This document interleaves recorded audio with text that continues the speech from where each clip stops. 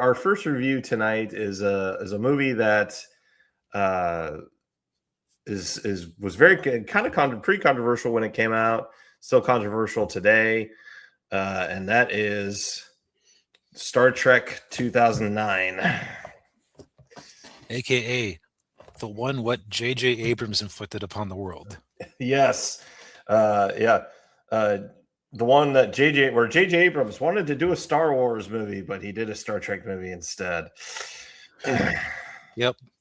And so quite often we'll go into like a bit of the plot summary, but I think that this go around, you've probably, if you care about this movie, you have probably seen it. But just in case you haven't, quick, long and short of it is that this movie came out in 2009. It was a attempt to revitalize the Star Trek brand, because I think it's pretty fair to say that like so Star Trek has had like a few pulses of activity over time. Yeah. There was the original series, which got canceled after 3 seasons, and then actually found more life in syndication. Right, and thanks to that life in syndication, they made a movie, which was Star Trek: The Motion Picture. But that movie was it did box office wise, it did all right, but not, as we were talking before the show, not commensurate to its budget. And it got lambasted by critics because it was very slow paced movie. Star Trek: The Motionless Picture, as they called it.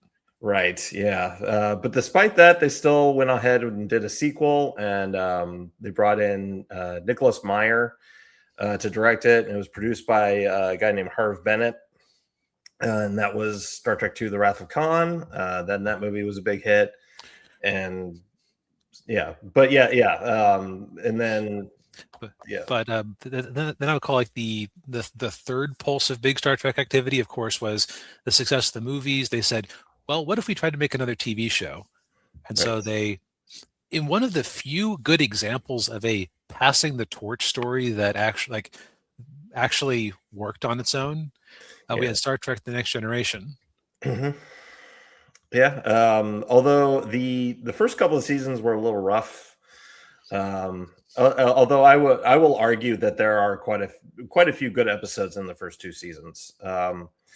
But yeah, it was a little rough. And then there was the disaster that was Star Trek V. Yeah. Which. And and I will say, just real quick, after Star Trek V flopped, Harve Bennett, the producer, he actually wanted to do something similar to this movie, where he wanted to go back to when Kirk, Spock, and McCoy were when they first meet at Starfleet Academy, and they go off on an adventure, and they're played by younger actors, because he wanted to inject new life into the franchise, and plus the original series actors were getting older, and more to the point, they were starting to command higher salaries, because this would have been like their it would have been their 6th movie. The 6th movie, yeah. Although they actually didn't do that, obviously, and then they did make a 6th movie with the original cast, which ended up being their finale. It's good they got to go out on a high mark. Yeah, exactly. And they had to bring in Nicholas Meyer again to bail him out. the greatest hero in Star Trek history. Yes, he is. Yeah. And then I would say the peak of the franchise was in the 90s. Because you had 2 shows that were running concurrently on television at any one time, and you had a new movie coming out every 2 or 3 years. Right, like that. I can't think of a lot of series that have ever accomplished that, if any. No, it's very rare. Yeah. And then, but then when Voyager ended, actually, the showrunner at the time, or the franchise runner, Rick Berman, who took over when Gene Roddenberry passed away, or actually before that, when Roddenberry got ill, he was burned out on it and on Star Trek, and he actually wanted to let it sit for a couple of years. But UPN said, no, we want another show. So then they did the prequel series Enterprise with Scott Bakula as Captain Archer. And that show was pretty divisive. There were a lot of fans that didn't, at the time when the show was on, a lot of the fans didn't like it. And there was a lot of behind the scenes turmoil with that show, which would explain a lot with like the inconsistency with it. Yeah, I'd say that that show seems to have gotten a little bit of a reappraisal, probably just because there's been a lack of good Star Trek. Yeah. but speaking of, then the Next Generation movies, which they had been cranking away, had their own Star Trek 5 in the form of Star Trek Nemesis. Yes, yeah. Nemesis flopped. And I will say that movie, I don't think that movie is terrible. It's not great. But it's, there were parts of that movie I enjoyed, but there was it certainly had a lot of flaws. But by that point, I mean, it was right around when Nemesis flopped, and then Enterprise's TV ratings were really low, and it was at that point the franchise had grown stale, and so Enterprise was canceled in 2005 after 4 seasons, and then the franchise sat dormant for 4 years until this movie. And I want to say it was right around 2006 or 2007 was when Paramount announced that JJ Abrams was rebooting the franchise. Right. And it's one of those things where, well, actually, just like everything JJ Abrams does, I suppose that it all looks okay or it all seemed like a breath of fresh air at the time. And then the cold light of day hits it, and it's like, oh, this is not really a Star Trek show or movie. No, it's not. He turned the franchise into dumb action movies, and Star Trek's not meant to be dumb action. It's meant to be cerebral. It's meant to be thought provoking. The action kind of comes secondary. Right, like the closest to an action movie that Star Trek really likes to get is things like The Wrath of Khan, where you still have a few heady concepts in there and some and just a lot of fun sci-fi concepts like the alien brainworms and things like that. Oh yeah, and also First Contact was I would say First Contact leaned more into action, but it had that was a very character driven movie too, especially with the focus being on Picard. Right, and Spock for that matter. Or not Spock, excuse me, Data for that matter. Data, yeah. Yeah, the Next Generation movies were mainly just the Picard Data show. Yeah, that's accurate. Yeah. But then JJ Abrams took that concept and cranked it up to 11. And I don't know how much of that was him, how much of it was Alex Kurtzman, who was one of the writers on the movie. Yeah, Alex Kurtzman is possibly one of the worst writers we've ever heard of. then he leans in, but you have heard of me. Yeah. Yes, your reputation precedes you, but not in a good way.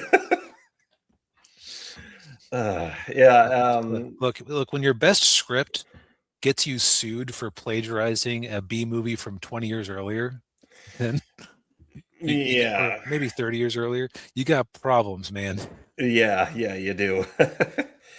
But yeah, I mean, this movie, I think at the time when I saw it, I thought that it was kind of it was a bold idea to have to introduce this time travel element where the ship that Kirk's father is serving on gets destroyed by Romulans from the future, and then it just completely creates a different timeline, and now you're basically free to just tell any story that you want, and you're not really you're not incumbent upon what came before. Right. You can actually go and you can tell bold stories of that places that no one has been to before. Because in Enterprise, for example, they had episodes where they ran into the Ferengi. They had episodes where they ran into the Borg, but because they were constrained by the timeline of the Next Generation continuity, they had to have it be, they never actually see the Ferengi who gassed them on their ship and stole a bunch of stuff, or they never actually put together what exactly this biomechanical thing they found was. Right. Yeah. Yeah, and actually, I heard a story somewhere that if Enterprise had been picked up for a 5th season, they were going to do an origin story for the Borg. I don't know how that would have worked. Yeah, I could see that being very divisive. Yeah, but yeah, but now those constraints aren't there. But the problem is, you still have to stay true to who these characters are. And right. New continuity is not an excuse to just totally remake things. Right. Yeah. I mean, Kirk still has to be Kirk. Spock still has to be Spock. I would say the only character in this movie that I thought was true to the original character in the original series was McCoy. Carl Urban. I mean, I think he played Bones McCoy like Bones McCoy. How DeForest Kelley played him. Yeah, that's very true. I will say that poor man has he has the Henry Cavill luck, where he wants to do these franchises he's in, right, and they just never let him. Yeah. Because he did Dread and he did the honorable thing and said, no, I don't care that it's it's going to hurt my my visibility on this movie. No mask. Or not taking off the mask, I meant to say. Right. Yeah. Although unfortunately that movie, that movie bombed, but it has gotten a real cult following in recent years. But yeah, and that movie deserves a sequel. But yeah, like The Boys and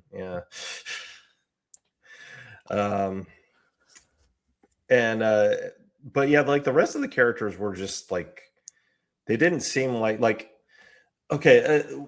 Something I noticed watching this movie again, Spock was a real jerk in this movie, at least in the beginning of the movie.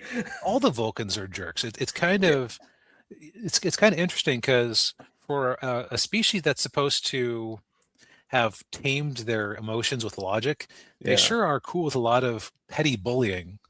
Yeah. Well, and I remember in Enterprise they did a story arc where they're like, they said like, well, the Vulcans, we've lost our way and we need to get our way back, and then they get new leaders, and then they become the Vulcans that we know and love in the later shows and movies. But it was like, but it was almost like that didn't happen in this continuity. Yeah.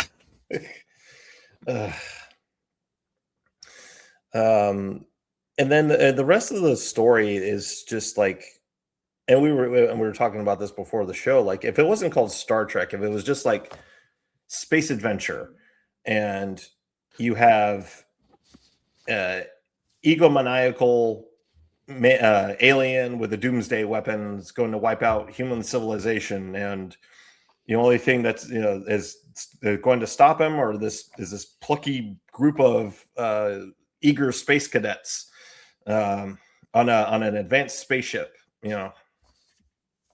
It could work, but you'd have something. You'd have something, yeah.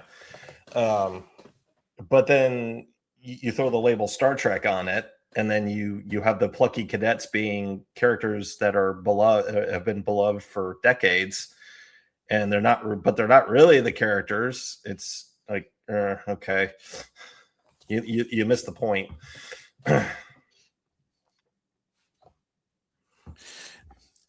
Right, and okay, it would be one thing if it was if they didn't have any connection to the previous show, Yeah. but they clearly do, Yeah.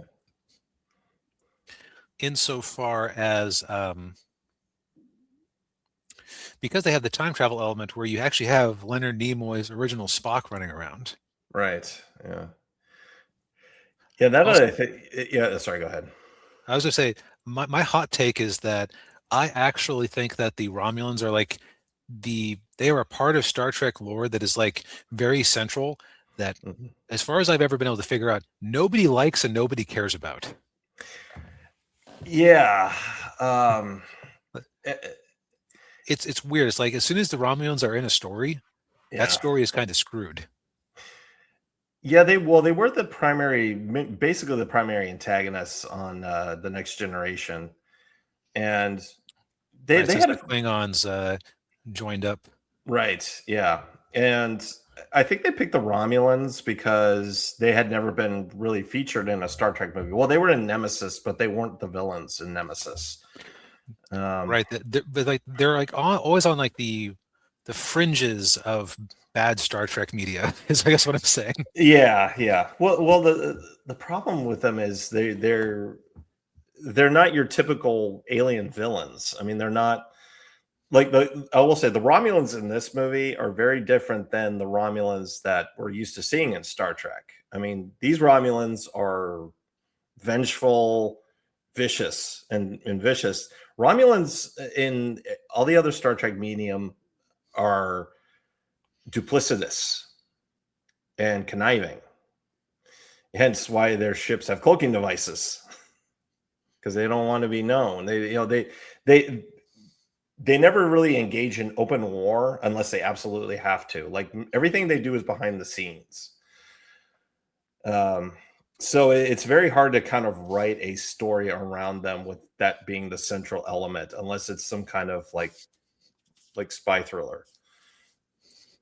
And also like just on a design level, if you have a Vulcan on the crew, they're it's kind of been there, done that, because they're Yeah, just they're just like it's like the difference between I'm trying to think of two peoples that have a similar background. It's like okay, I've got an example that might get me canceled, but like, are you Chinese or Japanese? oh Like, yeah, if you don't know anything about them, you're not going to be able to tell the difference. yeah, yeah, But like once you actually know something about the Vulcans and the Romulans, it's like, oh, okay, yeah, that's very obvious who's who. But yeah. uh, until you know better, it's like, okay, so it's another race of pointy-eared people, whatever. Right, yeah. Yeah, and trying to think what else. Well, the other thing too, I kind of noticed when I was watching the movie was like Leonard Nimoy's Spock is kind of treated the same way that Luke Skywalker was treated in The Force Awakens. I actually saw kind of there's some parallels between this movie and The Force Awakens if you think about it. Right. And it occurs to me we've talked around the movie a lot. Yeah. Let's give a quick rundown of the storyline. Okay. So this is basically the original Star Trek universe, but with the conceit that uh, this group of angry miners went back in time, and in the process of coming out of a wormhole, they ended up attacking a Federation ship, and in the process they killed uh, Captain Kirk's dad, played here by Chris Hemsworth. Yeah, in his first movie, and Oh, I didn't yeah, know that. That's yeah, cool. and he was yeah. This movie was everyone's introduction, or at least American audience's introduction to Chris Hemsworth, because I think he was pretty well known in Australia. But uh, but yeah, he was, and it was before Thor, because Thor I think was like 2010 or 2011. That sounds Uh, about right.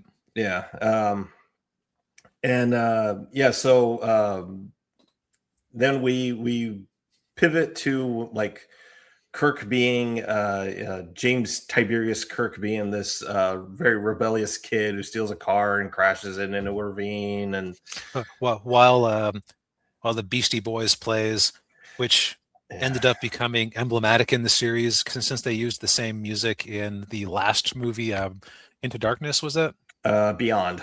Beyond. That's it. Into Darkness was their bad ripoff of Wrath of Khan, right? Yeah, with Benedict Cumberbatch playing Khan. Yeah, and then we meet Spock as a kid. And of course, for those of you who probably don't know this, if you've never watched any Star Trek medium, Spock is half Vulcan, half human. He has a human mother. And he's getting bullied by the kids at his school for that. And then he gets into a fight. And then he has a little talk with his father, Sarek, who was played by Ben Cross, who most people will remember from Chariots of Fire. They have this little talk where Sarek's like, well, you need to embrace being a Vulcan, and because for those of you who don't know, Vulcans actually are capable of feeling emotions. They just feel them more strongly than like humans, and as a result of that, they have to suppress it, because if they don't, they'll like wipe themselves out, which they very nearly did. Right. It's an interesting dynamic where they are theoretically the most rage-filled species in Star Trek.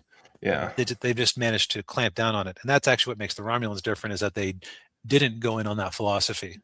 Right, and they left the planet and went to Romulus and became a whole other species. Yeah,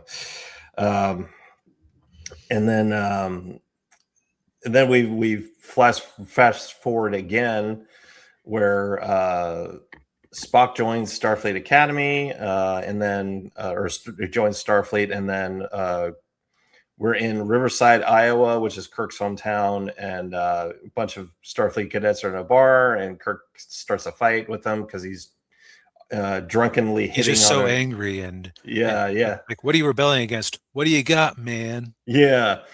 Well, no, he was drunkenly hitting on Uhura. Right. And and then he gets into a fight. Right, but I mean, it's more just like, why is he living this like wasted, degenerate life? Because because I lost my dad, man, and I don't know what to do with myself. And so there's Pike from who recruits him. Yeah, and hey, D Rhino, good to see you. Hey, man. But so from there, it turns into a very much a and then plot, now that I think about it. Yeah, it is. Yeah, because then Kirk meets McCoy on the trip over to Starfleet Academy, and that's where we get the origins of why Kirk calls him Bones. Ex-wife took the whole planet in divorce. All I got left are my bones. Which that's up there with Solo's explanation of where Han's last name came from in terms of cleverness. Yeah.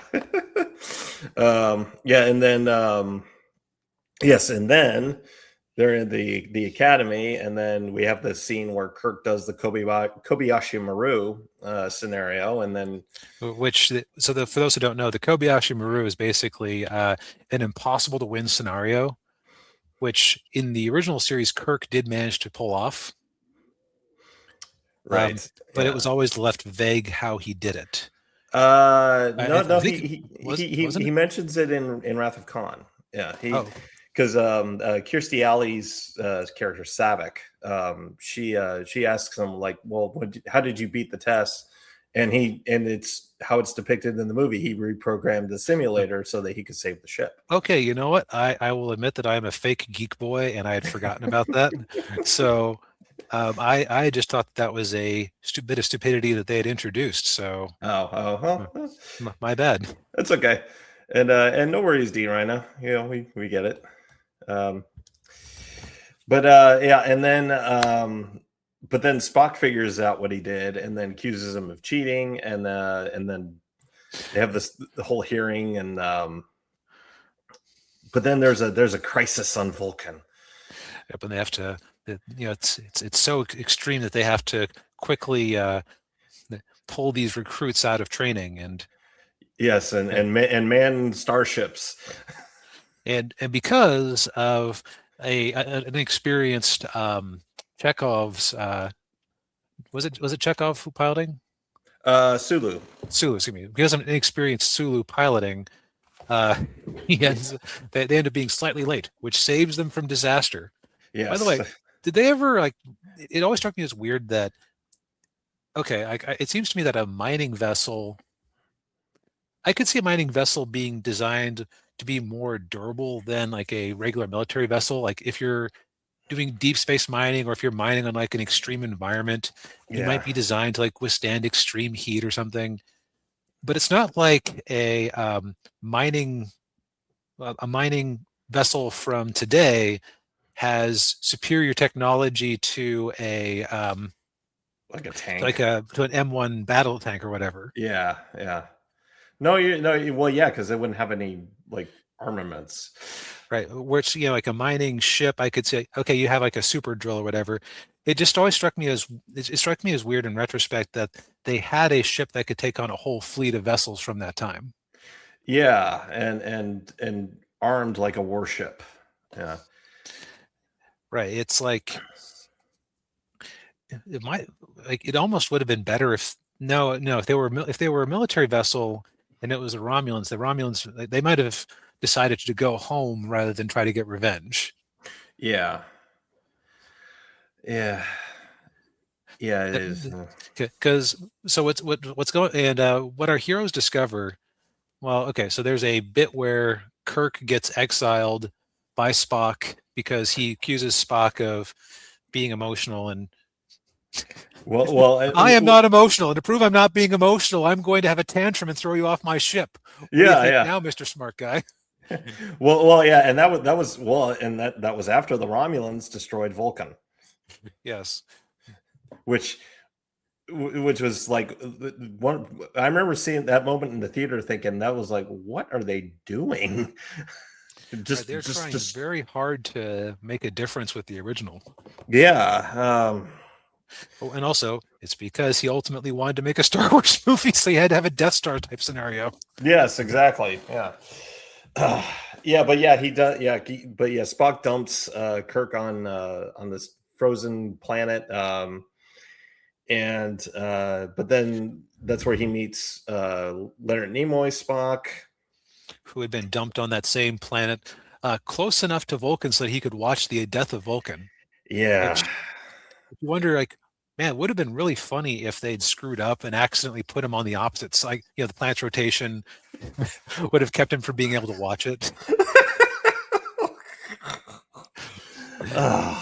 Not that I expect Abrams to have thought that through, but no, he's for that matter. Well, yeah, well, they're not thinking that far ahead. They're thinking, oh, we have to have a dramatic scene where Leonard Nimoy Spock is watching Vulcan being destroyed. Yes. Yeah. Now and so that's where they basically spell out for the audience this divergence in time. Now I was thinking about it, it's like if they hadn't had that explicit time travel alternate universe angle on it, it would have been easier to write off some of the differences with the other characters. Yeah. Because you could just hand wave it away as, look, we're starting over from scratch. It's not like these are the same people just diverged 20 years at some point. Oh yeah. Or 20 years in the past or so. Yeah. But anyway, so to get back onto the ship, they proceed to do the equivalent of that Holdo maneuver in terms of breaking Star Trek technology and lore and logic. Yes, with transwarp beaming. Transwarp beaming that can go through the deflectors of a ship. Yes. Traveling at warp speed. Right. And this is like kind of the most like dumb action plot moment in the movie, because in a classic Star Trek series, you would have had their version of Scotty, played by Simon Pegg, trying, like, having to figure out something with his cleverness, as Yes. opposed to Spock handing him like, oh, here's the equation you're going to write in a few years. Yeah.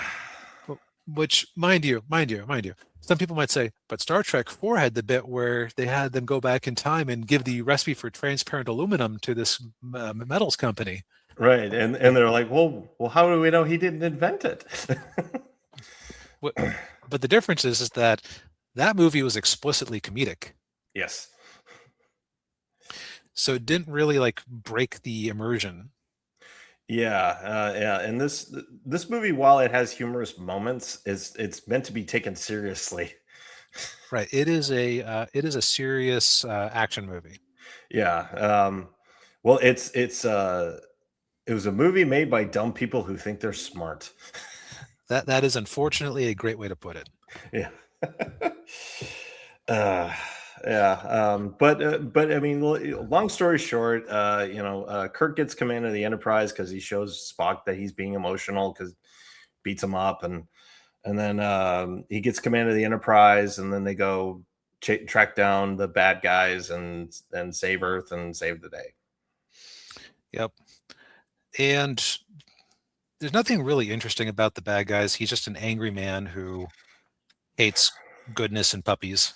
Yes. Because my family die. Yeah. Yeah, that's so all of this. So these like Kelvin timeline movies all have a formula. Part of that formula is vengeful villain. Right, which, it worked so well in The Wrath of Khan. We can just apply the same formula every time. Yeah, but you can't. Well, why have? Allegories are for smart people. Come on. Right? Yeah. No, you got to drive it in the really drive it into the ground. Really stick their in people's noses. Yep. Why would we ever bother with we analogizing anything or right? Yeah. Having a point? No, we're just here to remind people. Oh, hey, you liked Khan, right? Yeah. Remember Khan? Oh, I remember. Well, all I can say is I'm glad this version of Star Trek is dead. And whatever. Yeah. Right. I think the last gasp of it is that Star Trek Academy show we're getting. Yeah, which has already been renewed, has already gotten a 2-season order for some reason.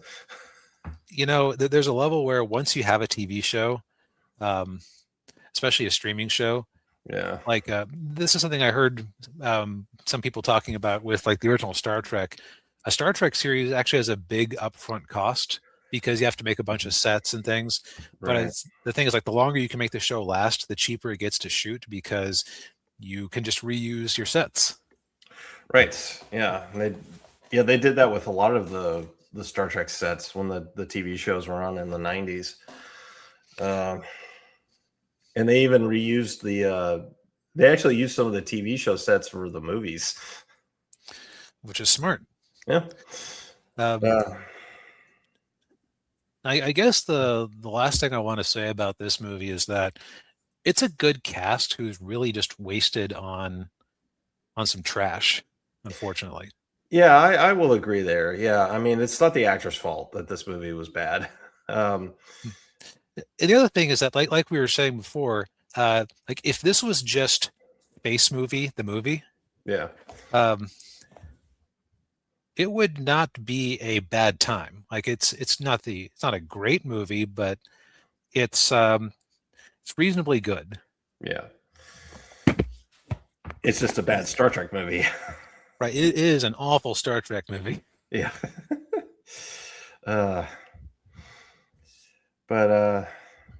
Yeah, I think I've said all I need to say about this. Let's move on. Yeah, it's just kind of unfortunate that this is what happened. Yeah. Oh, I will actually. I'm sorry. I keep coming up with things I want to say. Okay, that's okay. One of the more baffling things they did was putting Uhura into the Trinity on the show and kicking out Bones. Yeah. Because like in original Star Trek, the balance of it was always you had Bones, the not exactly the man of faith, but the man of intuition, I guess you could put it. Yeah. Yeah, the man, humanity, very much a human, more everyman kind of Right. character. Yeah. Who would butt heads with Spock, the man of pure logic.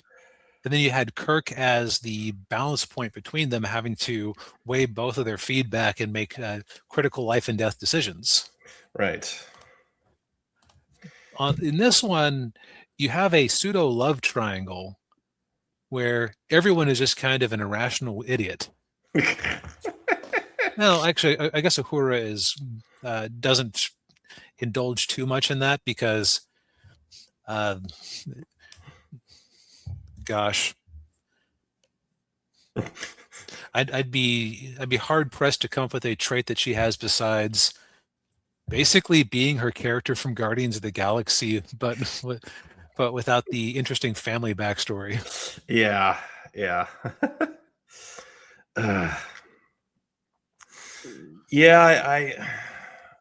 yeah, it was that was definitely a missed opportunity there to have that dynamic with Kirk, Spock, and McCoy.